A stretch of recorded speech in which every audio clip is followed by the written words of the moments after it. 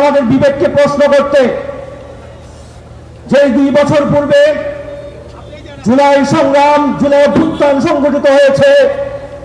সেই জুলাই অভ্যুত্থানের জন্য রক্ত, আহতদের আর্তনাদ, মায়েদের চোখের পানি, মানুষের রাজপথে বুলেটের বিপক্ষে যে অবস্থান ছিল, যে উত্তপ্ততার মধ্য দিয়ে জুলাই অভ্যুত্থান সংগঠিত হয়েছে।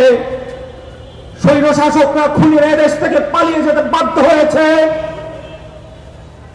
সেই জুলাই অভ্যুত্থানের পরবর্তী 2 বছর পেরিয়ে যাওয়ার পরেও আজ এই মঞ্চে দাঁড়িয়ে আমাদের সেই জুলাইয়ের কথা স্মরণ করতে হয়। যে লক্ষ্য, যে উদ্দেশ্য নিয়ে জুলাই বাস্তবায়ন হয়েছিল, সেই লক্ষ্য কি আজ অর্জিত হয়েছে? আজও কি শিক্ষা প্রতিষ্ঠানগুলো, সাধারণ শিক্ষার্থীরা সন্ত্রাসীদের আগ্রাসন থেকে মুক্তি পেয়েছে? আজও কি সাধারণ মানুষ চাঁদাবাজি, লুণ্ঠন,